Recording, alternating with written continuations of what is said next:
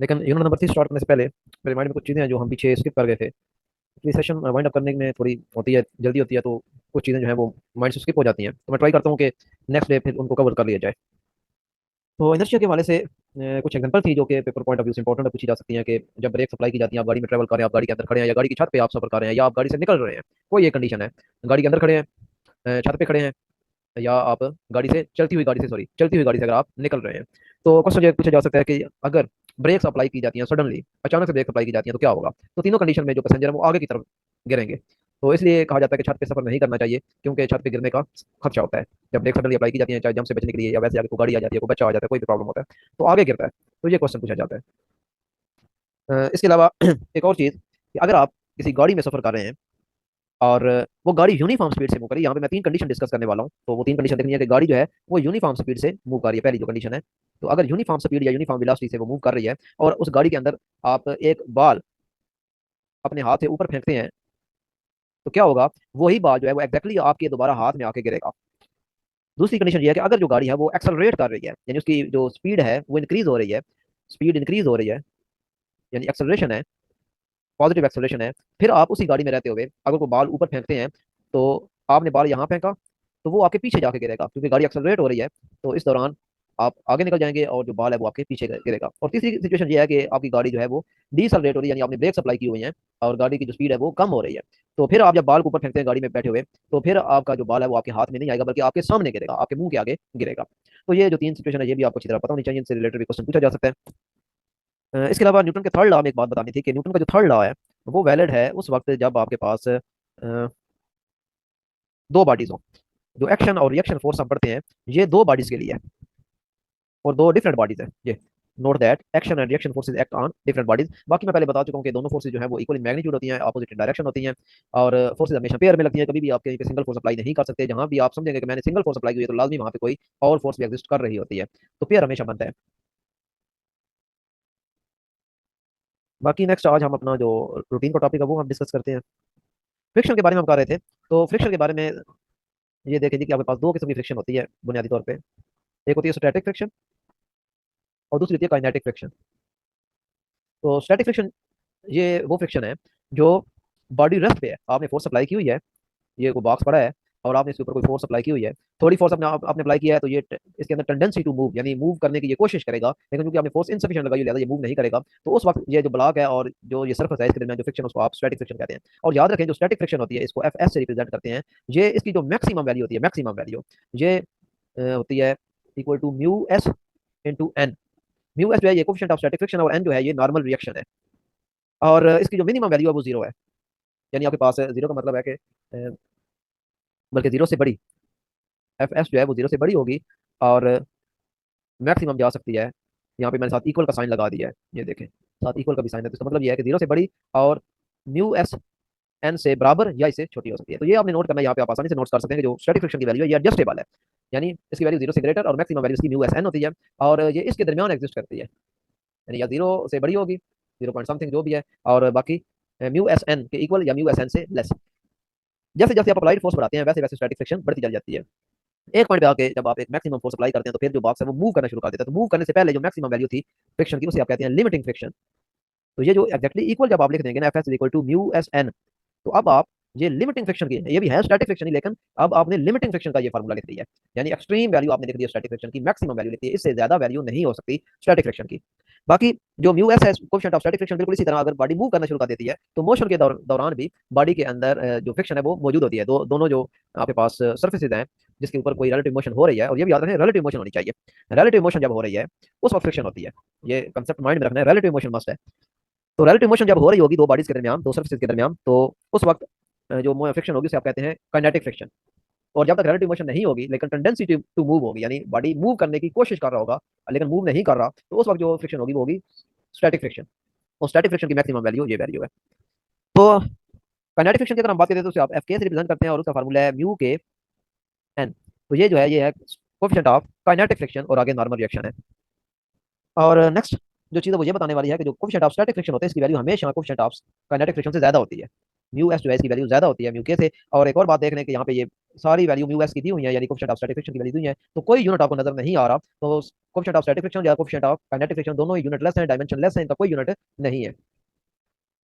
अब अगर हम नॉर्मल रिएक्शन की बात करें, ये जो मैंने फार्मूला लिखा है इसमें मैंने नॉर्मल रिएक्शन एन लिखा था, लेकिन आपकी बुक में जो है एन की बजाय आर यूज हुआ, तो एक ही बात है, अब मैं आर यूज करूंगा। लेकिन एन भी अगर कर लें तो आपको पता होना चाहिए कि आर और एन दोनों जो है ये नॉर्मल रिएक्शन को रिप्रेजेंट कर रहे हैं। तो अब डिफरेंट केसेस के लिए आपको नॉर्मल रिएक्शन पता होना चाहिए कि अगर आपका बॉक्स जो है वो इस सरफेस के ऊपर इस तरह पड़ा हुआ है और फोर्स इधर लग रही है, तो वेट जो है वो हमेशा डाउनवर्ड एक्ट करता है, परपेंडिकुलर वर्टिकली डाउनवर्ड। ये बात हमेशा याद रखें, वेट किसी भी बॉडी का हमेशा वर्टिकली डाउनवर्ड होता है, इस तरह का एंगल बना नहीं बनाता, या इस तरह का एंगल बनाए। वेट हमेशा एक वर्टिकली बिल्कुल परपेंडिकुलर एंगल बनाता है अर्थ के साथ, ये वेट।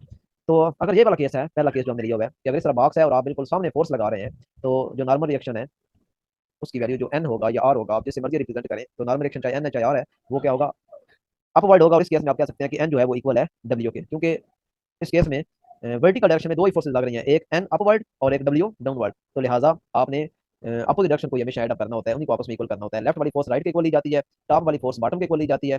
तो यही तरीका कार है इसमें। आप जो केस हम पहले डिस्कस करें इसमें ये है कि नॉर्मल रिएक्शन जो है वो वेट के इक्वल है, क्योंकि नॉर्मल रिएक्शन अपवर्ड डायरेक्शन में है। अच्छा, ये भी याद रखना है कि नॉर्मल डायरेक्शन हमेशा नाम से जा रहा है, नॉर्मल रिएक्शन ये हमेशा उस बॉडी के ऊपर परपेंडिकुलर आपने ड्रा करना होता है। यानी अगर इस केस में है तो ये तो आपको परपेंडिकुलर नजर आ रहा है, लेकिन अगर इस केस में है यानी इस तरह का कोई इंक्लाइंड प्लेन है और यहाँ पे कोई बॉक्स पड़ा हुआ है, तो अब ये ना हो कि आप इसका भी नॉर्मल रिएक्शन ऐसे लेना शुरू कर दें, तो ये गलत हो जाएगा। नॉर्मल रिएक्शन जो है वो सरफेस के ऊपर परपेंडिकुलर आपने, ये सरफेस है तो इस सरफेस के ऊपर परपेंडिकुलर ड्रा करें, यानी 90 का एंगल, तो ये वाला मान है, तो ये आपका नॉर्मल रिएक्शन है, चाहे एन से रिप्रेजेंट करें चाहे आर से करें, तो ये आपका नॉर्मल रिएक्शन है। तो जिस सरफेस के ऊपर बॉडी पड़ी है उस सरफेस के ऊपर आपने परपेंडिकुलर ड्रा करना होता है, और वो नॉर्मल रिएक्शन होता है। और इस केस में अभी मैंने बताया था कि जो वेट है वो वेट हमेशा वर्टिकली डाउनवर्ड होता है, तो ये वेट आपका। अब आप इन दोनों को इक्वल नहीं कर सकते, आप नहीं कह सकते कि जो एन है यानी आर है वो और डब्ल्यू इक्वल है। इस केस में तो इक्वल हमने कर दी है, ये देखें इस केस में हमने इक्वल कर दिया, क्यों बोला, क्योंकि नॉर्मल रिएक्शन अपवर्ड डायरेक्शन में है और जो वेट डब्ल्यू है वो डाउनवर्ड डायरेक्शन में है, लिहाजा हमने इनको आपस में इक्वल कर दिया। लेकिन हमेशा एक साइड पे लगने वाली फोर्सेस को एक साइड पे रखा जाता है और दूसरी साइड पे लगने वाली फोर्सेस को दूसरी साइड पे रखा जाता है। लेकिन अगर हम ये वाला केस देखें, ये केस, तो इस केस में मामला कुछ और है। यहाँ पे एन या आर उसकी डायरेक्शन कुछ और है और वेट की डायरेक्शन तो कुछ और है, तो अब आप इसको नहीं कह सकते कि एन और डब्ल्यू जो आपस में इक्वल है। नेक्स्ट अब हम एक और केस लेते हैं, सेकंड केस, कि अगर आपके पास ये सरफेस है और इसके ऊपर ये बॉक्स पड़ा है और आप फोर्स इस डायरेक्शन में ले रहे हैं, यानी कुछ एंगल बना रही है एक्स एक्सिस के साथ, ये एंगल हम थीटा कह देते हैं, ये फोर्स अब लग रही है। तो अभी हमने पढ़ा है कि जो वेट है वो हमेशा डाउनवर्ड एक्ट करता है, वर्टिकली डाउनवर्ड, और नॉर्मल एक्शन जो है वो जिस सरफेस के ऊपर पड़ा होता है उसके ऊपर आपने परपेंडिकुलर ड्रा करना होता है, तो ये आपका नॉर्मल आ गया। अब इस केस में जाहिर तौर पर आपको नजर आ रहा है कि अपवर्ड डायरेक्शन में एन है और डाउनवर्ड डायरेक्शन में डब्ल्यू है, तो लिहाजा आप कोशिश करेंगे कि एन और डब्ल्यू को आपस में इक्वल कर दें। लेकिन आप एक बात वो भूल रहे हैं कि जो फोर्स लग रही है वो कुछ एंगल बना के लग रही है, और जब भी कोई फोर्स एंगल बना के लगती है तो हमने उसके कंपोनेंट्स में हमने उसको रिजॉल्व करना होता है। एक हमारा एफ एक्स होता है और एक हमारा एफ वाई होता है। तो इस केस में ये हमारा एफ वाई बन रहा है, ये एफ वाई बन रहा है, और ये हमारा एफ एक्स बन रहा है। तो अब अगर आप वही तरीका करना चाहें कि एक साइड वाली फोर्सेज को दूसरी साइड की फोर्सेज से इक्वल करना चाहें, तो अब ये कुछ सूरत इस तरह बन रही है कि अपवर्ड डायरेक्शन में दो फोर्सेज लग रही है, एक एन लग रही है और एक एफ वाई लग रही है, और इसको इक्वल आप करेंगे डब्ल्यू के साथ, क्योंकि डाउनवर्ड डायरेक्शन में सिर्फ एक ही फोर्स लग रही है डब्ल्यू। ठीक है, तो ये जरूरी नहीं है कि आप कहें कि हर दफा जो है एन वो डब्ल्यू के इक्वल होगा। तो ये जो सूरत हाल मैंने पहले डिस्कस की थी ये एक स्पेशल केस के लिए था। आपने अपना केस देखना है और बुनियादी बात जो माइंड में रखने वाली वो ये रखनी है कि एक साइड पे लगने वाली तमाम फोर्सेज इक्वल होती हैं अपोजिट साइड पे लगने वाली तमाम फोर्सेज के सम के। तो इस केस में हमारे पास अपवर्ड डायरेक्शन में दो फोर्सेज लग रही है, एक एन नॉर्मल रिएक्शन और दूसरा अपवर्ड डायरेक्शन में एफ वाई है, यानी फोर्स का वाई कंपोनेंट, तो लिहाजा आप इसको इक्वल करेंगे। डाउनवर्ड डायरेक्शन में लगने वाली फोर्स वो एक ही है जो कि वेट है। सिमिलरली अगर हम एक्स एक्सिस पे लगने वाली फोर्स की बात करें, ये वाली एफ एक्स, तो एफ एक्स को काउंटर करने के लिए यहाँ पे कोई फोर्स होनी चाहिए, और वो यहाँ पे फोर्स क्या है, फ्रिक्शनल फोर्स है। क्यों बोला फ्रिक्शनल फोर्स मैंने क्यों कही है, क्योंकि ये जो आपने फोर्स अप्लाई की हुई है, ये वाली फोर्स आपने अप्लाई की हुई है, इसके जरिए सर बॉडी आगे की तरफ मूव करेगा। तो जब बॉडी आगे की तरफ मूव करेगा तो फ्रिक्शन ने तो हमेशा अपोज करना होता है, तो फ्रिक्शन फिर किधर लग रही होगी, वो तो बॉडी को पीछे की तरफ खींच रही होगी। तो लिहाजा ये जो बैकवर्ड में मैंने एरो लगाया ये आपकी फ्रिक्शनल फोर्स है, जिसको आप एफ एस कहेंगे। अगर बॉडी मूव नहीं कर रही तो एफ एस कहेंगे, अगर बॉडी मूव कर रही है तो आप इसको एफ के कहेंगे। मोशन में नहीं है तो एफ एस कहेंगे और मोशन में है तो एफ के कहेंगे। तो अगर हम कहते हैं कि बॉडी अभी फिलहाल मूव नहीं कर रही, तो फिर जो लेफ्ट साइड वाली फोर्स है एफ एस यानी frictional force, static frictional force, वो इक्वल हो जाएगी राइट साइड पे लगने वाली फोर्स, वो है एफ एक्स। और अगर आप इसको मजीद एक्सपेंड करें तो एफ एक्स आपको पता होता है किसकी इक्वल होता है, एफ कॉस थीटा। और यहाँ पे भी आप इसको ओपन करना चाहें तो लिखेंगे एन प्लस एफ वाई की जगह लिखेंगे F sine theta is equal to W. और इसी चीज को अगर हम बढ़ाते हैं कि अगर हम कहते हैं कि हमारी तो बॉडी मोशन में है, तो फिर एफ एस नहीं लिखेंगे बल्कि फिर हम लिखेंगे एफ के, क्योंकि जब मोशन में बॉडी होती है तो फिर काइनेटिक फ्रिक्शन होती है, वो इक्वल हो जाएगी एफ एक्स के, या आप लिखना चाहे तो एफ कॉस थीटा। तो ये बात है बुनियादी बात जो समझने वाली है, इस चीज को अच्छी तरह आपने समझना है। फ्रिक्शन से रिलेटेड क्वेश्चन आते हैं पेपर में, पीपीएससी में तो लाजमी आते हैं, एनटीएस में भी आते हैं, फेडरल पब्लिक सर्विस कमीशन में आप वहाँ पे भी आते हैं। तो फ्रिक्शन का टॉपिक अमूमन हम क्या करते हैं, हम इसको सरसरी सा पढ़ते हैं और को खास अंडरस्टैंडिंग करने की भी कोशिश हम नहीं करते। तो मैंने ट्राई किया है कि चीज़ों को अच्छी तरह एक्सप्लेन कर दें, तो इन चीज़ों को अच्छी तरह समझना है और अप्लाई करना है।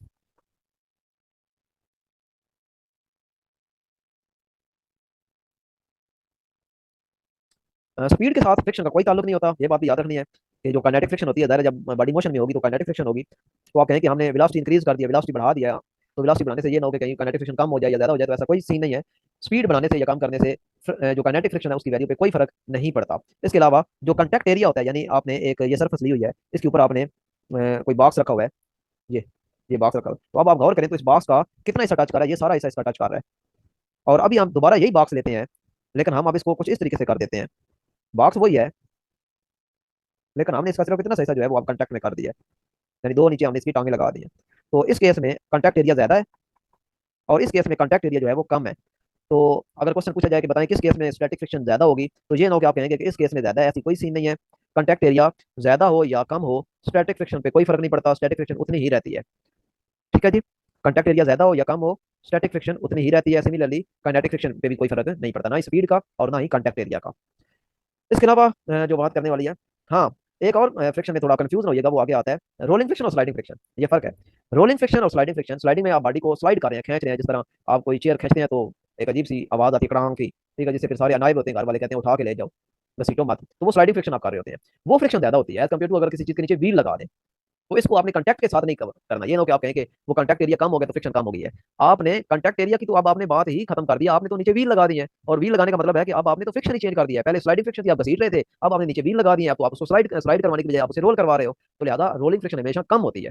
जब भी कोई चीज, अब बॉक्स है, ये बच्चों के बॉक्स होते हैं या वैसे भी जो शॉपिंग बैग होते हैं, बैग होते हैं, उनके नीचे भी व्हील लगे होते हैं, तो उसके अंदर आप जितना भी ज्यादा सामान लेने आप बड़ी आसानी के साथ उसको सर्फेस पे रोल करवा लेते हैं, तो वो अलग चीज है। उसको कंटेक्ट एरिया के साथ कभी भी कंपेयर ना करें। कंटेक्ट एरिया की जो मैंने बात की थी वो सिर्फ और सिर्फ स्लाइडिंग फ्रिक्शन के लिए मैंने की थी। और स्लाइडिंग फ्रिक्शन में ये है कि कंटेक्ट एरिया जितना मर्जी बढ़ा ले या कम कर ले, उससे कोई फर्क नहीं पड़ता। सिमिलरली अगर आप रोलिंग फ्रिक्शन की हद तक अपने आप को महदूद रखा हुआ है, तो फिर रोलिंग फ्रिक्शन में भी यही सीन है कि आप कंटेक्ट एरिया बढ़ा लें या कम कर लें, फ्रिक्शन पे कोई फर्क नहीं पड़ता। लेकिन अगर आप दोनों को ट्रीट करेंगे एक वक्त में, एक तरफ स्लाइडिंग फ्रिक्शन को, एक तरफ रोलिंग फ्रिक्शन को, तो फिर ये याद रखें कि स्लाइडिंग फ्रिक्शन की वैल्यू हमेशा ज्यादा होती है और रोलिंग फ्रिक्शन की वैल्यू कम होती है।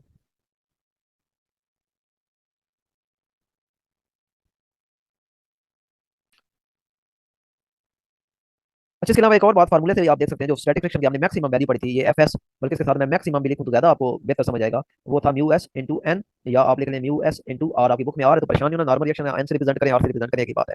तो ये मैक्सिमम वैल्यू मैं बार बार कह रहा हूँ, ये इसकी मैक्सिमम वैल्यू है, अदरवाइज इसकी जो वैल्यू है वो चेंज होती रहती है, वो जीरो से लेके इस तक ये एक रेंज में होती है। तो यहाँ से आप देख सकते हैं कि फार्मूले से कि जो स्टैटिक फ्रिक्शन है, या सिमिलरली आप काइनेटिक फ्रिक्शन के लिए भी ये फार्मूला या जो चीज मैं बताने जा रहा हूँ वो आप अप्लाई कर सकते हैं, कि स्टैटिक फ्रिक्शन और काइनेटिक फ्रिक्शन दोनों ही सिर्फ और सिर्फ दो चीजों पर डिपेंड कर रही हैं। एक ये, यानी नेचर ऑफ मटेरियल पे, नेचर ऑफ मटेरियल पे डिपेंड कर रही है, लकड़ी है, टाइल है, रोड है, उसके जो कोफिशिएंट है उस पर डिपेंड कर रही है। और दूसरा किस पे डिपेंड कर रही है, नॉर्मल रिएक्शन पे। दो चीजों पे डिपेंड कर रही है ये, नॉर्मल रिएक्शन पे और नेचर ऑफ मटेरियल पे। ब्रेकिंग एंड स्किडिंग, ब्रेकिंग नाम से डर है, जब आप गाड़ी को ब्रेक अप्लाई करते हैं, आप रोकने की कोशिश करते हैं, तो उस प्रोसेस को ब्रेकिंग कहा जाता है। लेकिन स्किडिंग जो है, ये सामने एक फिगर बनी हुई है, आप देखें, जब भी कभी आप देखते हैं कि कोई गाड़ी बगैर व्हील की मोशन के मूव कर रही है, ये होती तो थोड़ी देर के लिए है, यानी जब आप अचानक से तेज चलती हुई गाड़ी, एक गाड़ी है जो 120 किलोमीटर पर आवर की स्पीड से मूव कर रही है, और आपने अचानक से उस पर ब्रेक अप्लाई कर दिया, तो वो गाड़ी इनर्शिया की वजह से चलने की कोशिश करेगी, लेकिन चूंकि आपने ब्रेक अप्लाई कर दिया, तो अब क्या होगा, गाड़ी के व्हील तो रुक जाएंगे, लेकिन इनर्शिया की वजह से वो क्ली की आवाज करती हुई जो है, बगैर व्हील की मोशन के वो थोड़ा फासला आगे कवर कर जाएगी। और इस दौरान आप देखेंगे कि अगर गर्मियों का मौसम है तो टायरों से शदीद किस्म की स्मेल आएगी और धुआं निकलेगा, इवन के बाद औकात टायरों को आग भी लग जाती है, इतनी ज्यादा फ्रिक्शन प्रोड्यूस होती है, स्लाइडिंग फ्रिक्शन। तो इस प्रोसेस को कहते हैं स्किडिंग, यानी जब गाड़ी के व्हील जो है वो मोशन में नहीं होते, लेकिन उसके बावजूद गाड़ी मूव कर रही होती है, इस प्रोसेस को स्किडिंग कहा जाता है। फ्रिक्शन के फायदे और नुकसान, ये आप चल सकते हैं, परिंदे उड़ सकते हैं, आप जमीन पे चल सकते हैं, कागज पे आप लिख सकते हैं, ये सारी चीजें जो है फ्रिक्शन में आती हैं। फ्रिक्शन के फायदे और इसके नुकसान जो है वो, इसके नुकसान भी काफी हैं। एनर्जी का लॉस होता है, गाड़ियों की जो स्पीड है वो कम हो जाती है, दायरा एक एरोप्लेन है, उसने हैवी स्पीड के साथ मूव करना है, तो एयर फ्रिक्शन जो है उसको उसकी स्पीड को कम करेगी। एनर्जी लॉस होगा, दायरा पेट्रोल ज्यादा खर्च होगा, गाड़ियों के पुर्जे घिस जाते हैं, दरारें पड़ जाती हैं, ये सारे के सारे फ्रिक्शन की वजह से नुकसान आते हैं। फ्रिक्शन को हम कैसे कर सकते हैं, एक तो आप जो सर्फेस है उसको स्मूथ कर दें, जितनी स्मूथ सर्फेस होगी उतना ही फ्रिक्शन कम होगी। अच्छा, यहाँ पे एक और बात बताते चलूँ, अगर कोई न्यूमेरिकल है उसमें एक आपको चीज गिवन हो कि सर्फेस स्मूथ है, तो स्मूथ सर्फेस का मतलब है कि वो फ्रिक्शन लेस है, वो फ्रिक्शन लेस सर्फेस है, ये बात याद रखनी है। बाद औक़ात न्यूमेरिकल में ये बात दी जाती है, तो फ्रिक्शन लेस सर्फेस होगी, तो फ्रिक्शन लेस का मतलब फिर ये होगा कि उसका जो कोफिशिएंट ऑफ स्टैटिक फ्रिक्शन है वो जीरो होगा, या कोफिशिएंट ऑफ काइनेटिक फ्रिक्शन जो है वो क्या होगा, जीरो होगा। अब ये साइड पे एक इन्फॉर्मेशन है, एक बंदा जो है वो हाइकिंग कर रहा है, क्लाइंबिंग कर रहा है, तो इसको भी अब ऊपर चढ़ने के लिए फ्रिक्शन की जरूरत है। अगर इसके जो शूज इसने पहने हैं इसके और सरफेस पे कोई फ्रिक्शन ना हो तो ये ऊपर नहीं चढ़ पाएगा, या तो यहाँ पे इसको फ्रिक्शन बहुत ज्यादा जरूरत है। तो पहला हमने पॉइंट पढ़ा कि आप सरफेस को स्मूथ बनाते फ्रिक्शन कम हो जाएगी। गाड़ियों के जो शेप है उसको स्ट्रीम लाइन का मतलब है ये आपको नजर आ रही है साइड पे, ये इस तरह की शेप को स्ट्रीम लाइन शेप आ जाती है, इस तरह करें ताकि एयर फ्रिक्शन कम से कम इसे फेस करनी पड़े और इस तरीके से इसकी स्पीड बढ़ जाती है। लुब्रिकेटिंग द स्लाइडिंग सरफेस, आप उन दो स्लाइड करने वाली सरफेस के दरमियान लुब्रिकेशन यूज कर लें, ऑयल यूज कर लें, ग्रीस यूज कर लें या कोई और लुब्रिकेंट यूज कर लें, इससे भी फ्रिक्शन कम हो जाती है। इसके अलावा आप बॉल बेरिंग यूज कर सकते हैं और स्लाइडिंग फ्रिक्शन को रोलिंग फ्रिक्शन में भी कन्वर्ट कर सकते हैं, यानी व्हील यूज करके भी आप फ्रिक्शन को कम कर सकते हैं। नेक्स्ट जो चीज़ है वो है यूनिफॉर्म सर्कुलर मोशन। तो यूनिफॉर्म सर्कुलर मोशन का मतलब है कि जब कोई बॉडी सर्कुलर पाथ में मूव कर रही हो लेकिन उसकी स्पीड सेम हो। मैंने यहाँ पे बात की स्पीड की, वेलोसिटी की बात नहीं की, स्पीड सेम होनी चाहिए। वेलोसिटी तो उसकी चेंज हो रही होती है, उसकी वेलोसिटी चेंज हो रही होती है। क्यों भला चेंज हो रही होती है? क्योंकि मैंने आपको बताया हुआ है कि वेलोसिटी में दो चीजें होती है, एक होती है स्पीड और प्लस होती है डायरेक्शन। तो जब कोई बॉडी सर्कुलर मोशन में मूव कर रही होती है तो उसकी डायरेक्शन हर पॉइंट पे चेंज हो रही होती है, हर पॉइंट पे उसकी डायरेक्शन चेंज हो रही होती है। और ये डायरेक्शन भी कैसे फाइंड करनी होती है सर्कुलर मोशन में? आपने रेडियस के ऊपर परपेंडिकुलर ड्रा करना होता है। पहले रेडियस बनाए, फिर उसके ऊपर परपेंडिकुलर ड्रा करें। तो इस तरीके से ये जो डायरेक्शन है ये आपको वेलोसिटी की डायरेक्शन मिल रही है। तो यूनिफॉर्म सर्कुलर मोशन में याद रखें स्पीड जो है वो कांस्टेंट होती है और डायरेक्शन जो होती है वो वेरी कारी होती है, पॉइंट टू पॉइंट वेरी कारी होती है, पॉइंट टू पॉइंट। ये बात याद रखनी है। सेंटीपीटल फोर्स, जब कहीं पे भी सर्कुलर मोशन की बात आती है तो वहां पे सेंट्रीपिटल फोर्स की बात लाजमी आती है। कोई भी बॉडी जब सर्कुलर पाथ में मूव करती है तो ये अंडरस्टूड सी बात है कि वो सेंट्रीपिटल फोर्स के बगैर मूव कर ही नहीं सकती। दोनों लाजम मलजूम है। सेंट्रीपिटल फोर्स होगी तो समझ लें बॉडी सर्कुलर पाथ में मूव कर रही है, अगर कोई मोशन सर्कुलर पाथ में है तो समझ जाए वहां पे सेंट्रीपिटल फोर्स मौजूद है। और एक और बात सुन लें कि जो सेंट्रीपिटल फोर्स होती है ये बताते खुद कोई फोर्स नहीं है। बेसिक फोर्सेज जो है वो आपको पता है, चार फोर्सेज हैं। एक ग्रेविटेशनल फोर्स है, एक वीक न्यूक्लियर फोर्स है, एक इलेक्ट्रोमैग्नेटिक फोर्स है और एक स्ट्रॉन्ग न्यूक्लियर फोर्स है। ये चार बेसिक फोर्सेज हैं। तो जो सेंट्रीपिटल फोर्स है ये बताते खुद कोई फोर्स नहीं है। हाँ अलबत्ता इन्हीं चारों में से कोई ना कोई एक फोर्स जो है वो इस्तेमाल हो रही होती है बतौर सेंटीपीटल फोर्स के, यानी बाद औकात ग्रेविटेशनल फोर्स जो है वो यूज हो रही होती है बतौर सेंटीपीटल फोर्स के। बाद औकात आपकी जो इलेक्ट्रोमैग्नेटिक फोर्स है ये यूज हो रही होती है बतौर सेंटीपीटल फोर्स के। बाद औकात आपकी short sorry strong nuclear force use हो रही होती है। तो ये बात ध्यान में रखनी है कि सेंटीपीटल फोर्स बताते खुद कोई फोर्स नहीं है, बल्कि ये बेसिक फोर्सेज में से हमेशा प्रोड्यूस होती है। और ये भी याद रखें कि जो सेंटीपीटल फोर्सेज का काम क्या होता है कि कोई भी बॉडी जो कि स्ट्रेट पाथ में मूव करने की कोशिश कर रही हूँ, ये स्ट्रेट पाथ है, तो जब इसके ऊपर सेंटीपीटल फोर्स एक्ट करेगी, इसके ऊपर जब कोई centripetal force F C act करेगी तो इसका पाथ स्ट्रेट नहीं रहेगा, बल्कि इसका पाथ क्या हो जाएगा? बेंड हो जाएगा, कर्व्ड हो जाएगा, सर्कुलर पाथ हो जाएगा। यानी सेंटीपीटल फोर्स क्या काम करती है? एक स्ट्रेट पाथ में मूव करती हुई बॉडी के पाथ को बेंड कर देती है और उसे कर्वेचर दे देती है, उसे सर्कुलर पाथ में लेके आ जाती है।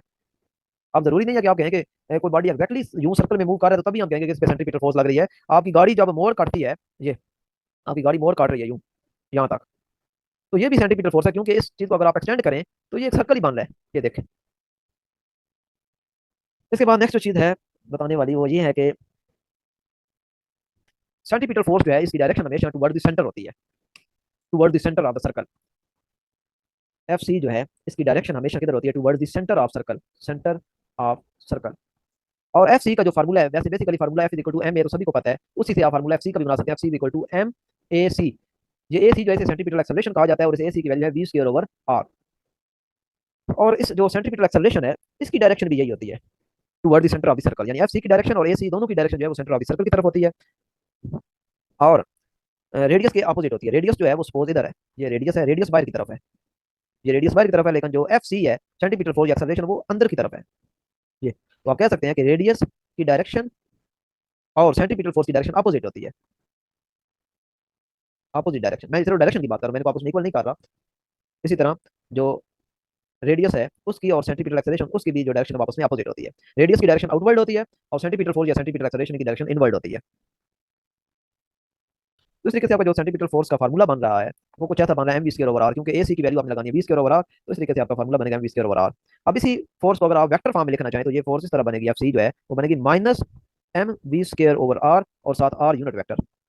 ये माइनस क्यों लगाया? ये माइनस अभी मैंने थोड़ी देर पहले बताया कि इसकी डायरेक्शन जो है वो रेडियस के अपोजिट होती है, तो इसलिए माइनस आ गया। तो ये वेक्टर फॉर्म में है, ये वेक्टर फॉर्म में मैंने लिखा है एफ सी को वेक्टर फॉर्म में। बाकी एग्जाम्पल है। अब अगर जो चांद है वो जमीन के गिर्द घूम रहा है, तो क्योंकि सर्कुलर पाथ में घूम रहा है तो इसका मतलब है वहां पे सेंटीमीटर फोर्स लाजमी है। और वो सेंटीमीटर फोर्स कहाँ से आ रही है? वो ग्रेविटेशनल फोर्स से आ रही है, क्योंकि हमने पढ़ा है सेंटीमीटर फोर्स जो है वो बताते खुद तो कोई फोर्स नहीं है, ये चार बेसिक फोर्स में से ही कहीं से आती है। तो इस केस में जो चांद जमीन के गिर्द घूम रहा है या जमीन सूर्य के गिर्द घूम रही है या जो प्लैनेट्स हैं वो सूर्य के गिर्द घूम रहे हैं, ये सारे के सारे सेंटीमीटर फोर्स की वजह से घूम रहे हैं। और ये सेंटीमीटर फोर्स कहाँ से आ रही है? ग्रेविटेशनल फोर्स से आ रही है। सिमिलरली अगर आपने धागे के साथ कोई स्टोन बांध के अपने हाथ से इस तरह घुमा रहे हैं गोल में, तो उस वक्त भी सेंटीमीटर फोर्स एग्जिस्ट कर रही है, जो कि उस स्टोन को सर्कुलर पाथ में मूव करवा रही है। लेकिन वो सेंटीमीटर फोर्स कहाँ से आ रही है? वो उस डोरी के अंदर जो टेंशन है उससे आ रही है। यानी डोरी में टेंशन मौजूद है, वो टेंशन यूज हो रही है या इस्तेमाल हो रही है या रोल प्ले कर रही है बतौर सेंटीमीटर फोर्स के। सेंट्रीफ्यूगल फोर्स, सेंट्रीफ्यूगल फोर्स आप यूं कह लें कि सेंटीमीटर फोर्स के उल्ट चल रही है। सेंटीमीटर फोर्स बॉडी को सर्कुलर पाथ में मूव करवाने की कोशिश करती है, जबकि सेंट्रीफ्यूगल फोर्स कहती है कि छोड़ो, ये काम कर रहे हो, बाहर निकलो। ये उसको तोड़ के बाहर ले जाने की कोशिश करती है। इसका मतलब ये हुआ कि जब कभी भी कोई बॉडी आप सर्कुलर पाथ में मूव करवा रहे हैं और वो अचानक से आपकी रोप टूट जाती है, धागा टूट जाता है, रस्सी स्ट्रिंग टूट जाती है, तो वो बॉडी जो है वो मूव कर जाती है बाहर की तरफ। यानी अगर आप इधर घुमा रहे हैं इस डायरेक्शन में, तो ये बॉडी जो है ये टेंजेंट बना के निकलेगी। और ये क्यों निकलेगी? सेंट्रीफ्यूगल फोर्स वैसे, क्योंकि ये सेंट्रीफ्यूगल फोर्स है जो मुसलसल इसके साथ एक्ट कर रही है, इसको बाहर निकालने की कोशिश करी। क्योंकि हमने न्यूटन का थर्ड लॉ पढ़ा हुआ है कि फोर्सेज हमेशा पेयर में एग्जिस्ट करती है, कोई सिंगल फोर्स एग्जिस्ट नहीं करती। तो सेंटीपीटल फोर्स के जो अगेंस्ट फोर्स जा रही होती है वो सेंट्रीफ्यूगल फोर्स होती है। और बॉडी हमेशा अगर टूटता है तो किधर मूव करता है? टेंजेंट बना के निकलता है। टेंजेंट, टेंजेंट याद रखें, रेडियस, रेडियस, और इसके ऊपर आपने 90 का एंगल बनाना होता है तो ये टेंजेंट बन जाता है। यानी ये, और इसके ऊपर 90 का एंगल बनाए तो ये टेंजेंट बनता है। सेंट्रीफ्यूगल जो फोर्स, इसका कोई सोर्स नहीं होता। ये आप कह सकते हैं सूडो फोर्स होती है, इसका कोई सोर्स आपको नजर नहीं आता, लेकिन ये फील की जाती है। जैसे कि गाड़ी जब टर्न लेती है तो आप एक साइड पे थोड़ा सा झुक जाते हैं, अब जाहिर तौर पे आपको कोई झुकाने वाला नजर नहीं आ रहा, कोई सोर्स नहीं है जिसने आपको पकड़ के झुकाया हो, लेकिन आप फिर भी झुके हैं, तो वो भी सूडो फोर्स में से झुके हैं, सेंट्रीफ्यूगल फोर्स में से आप झुके हैं।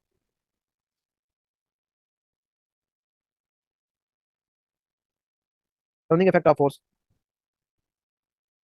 ये parallel forces, unlike parallel forces, ये आपको पता ही है। अगर सेम डायरेक्शन में फोर्स लग रही है तो उन्हें पैरेलल कहा जाता है, अगर अपोजिट डायरेक्शन में फोर्स लग रही है तो उन्हें हम एंटी पैरेलल फोर्सेज कहते हैं। इसके अलावा एडिशन ऑफ फोर्सेज, दो फोर्सेज को आपने दो या दो से ज्यादा फोर्सेज को आपस में ऐड कर सकते हैं। ये भी क्वेश्चन आपको पता होना चाहिए कि कितनी फोर्सेज को ऐड कर सकते हैं। इनफाइनाइट फोर्सेज को आप ऐड कर सकते हैं, बेशुमार फोर्सेज को आप ऐड कर सकते हैं। लेकिन ऐड करने का जो रूल है वो कौन सा रूल है? वो रूल याद रखना है, हेड टू टेल रूल। और वो हेड टू टेल रूल हमें क्या बताता है? वो रूल ये कहता है कि पहले जो फोर्स F1 है उसको आप ड्रा करेंगे, फिर F2 को आप ड्रा करेंगे जिस डायरेक्शन में वो F2 होगी, तो फिर आप F3 को ड्रा करेंगे जिधर वो होगी, फिर आप F4 को ड्रा करेंगे जिधर वो होगी, और फिर आपने क्या करना है? पहली फोर्स की टेल और आखिरी फोर्स की हेड, इसको इस तरह मिलाना है कि टेल टेल से मिल जाए, हेड हेड से मिल जाए, तो ये आ जाता है रिजल्टेंट फोर्स।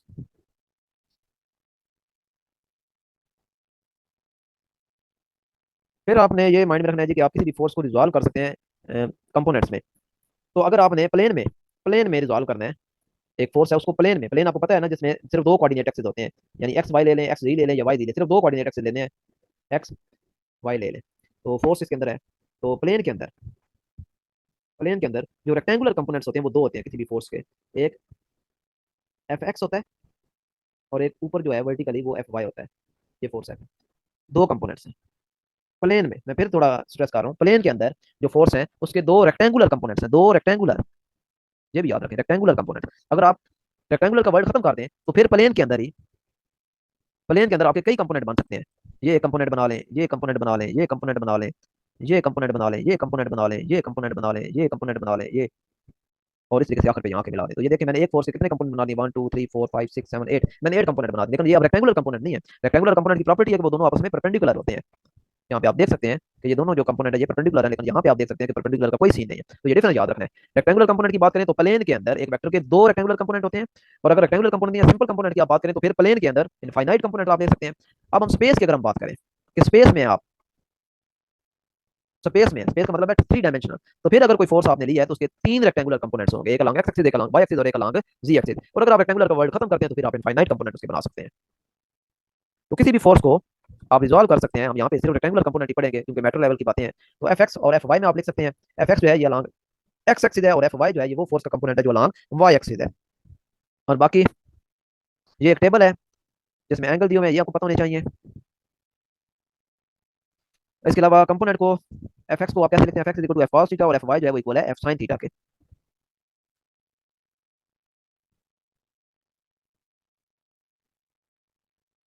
इसके अलावा ये अभी हम पहले भी पढ़ चुके हैं, दोबारा फिर लिखा हुआ है कि फोर्स को आप रिजॉल्व कर सकते हैं दो कंपोनेंट में, एक F equal to F X plus F Y, और ये वेक्टर फॉर्म है। ये जो बोल्ड लिखा हुआ है इसका मतलब है वेक्टर फॉर्म है। इसको आप यूं भी लिख सकते हैं, F vector is equal to F X साथ I unit vector plus F Y साथ जे यूनिट वेक्टर। आप इसको इस तरीके से भी लिख सकते हैं और इस तरीके से भी लिख सकते हैं। बुक वाला जो है वो बोल्ड कर देता है, चूंकि हमारे पास बोल्ड करने वाली चीज होती नहीं है, तो लिहाजा हम ये वाला नोटेशन यूज करते हैं, वेक्टर वाला। अगर आपके पास कंपोनेंट दिए हुए हो और आपने फोर्स की मैग्नीट्यूड फाइंड करनी है तो ये फार्मूला यूज करते हैं, एफ एक्स का स्क्वायर प्लस एफ वाई का स्क्वायर ऊपर के रूट ले लें और ये इक्वल आ जाएगा उस फोर्स की मैग्नीट्यूड के। यानी कंपोनेंट दिए हुए हो और आप फोर्स फाइंड करना चाहते हो तो आप ये फार्मूला यूज करते हैं। नेक्स्ट है, अगर आपने थीटा फाइंड करना है कि आपका जो फोर्स है वो कितना थीटा बना रही है, फोर्स है ये कितना थीटा बना रही है, और आपके पास एफ एक्स भी गिवन है और एफ वाई भी आपके पास गिवन है, तो आप थीटा फाइंड कर सकते हैं tan inverse F Y over X F X, यानी वाई कंपोनेंट को आपने ऊपर रखना है और डिवाइड कर देना है एफ एक्स से। और ये याद रखें ये मैग्नीट्यूड आप ले रहे हैं, यहाँ पे आपने वेक्टर फॉर्म नहीं लेना, क्योंकि जब बोल्ड फॉर्म होगा तब वेक्टर होगा, ये वाली नोटेशन बोल्ड में नहीं है, सिंपल है, तो इसका मतलब है मैग्नीट्यूड है। तो जब भी आपने फोर्स की डायरेक्शन फाइंड करनी है तो इसका मतलब है वो आपसे थीटा पूछ रहा है। तो ये याद रखें जब भी डायरेक्शन की बात हो तो वो क्या पूछ रहा है, थीटा पूछ रहा है, और थीटा कैसे फाइंड करना है, tan inverse F Y over F X, vertical component को ऊपर रखना है और हॉरिजॉन्टल कंपोनेंट को नीचे रखना है।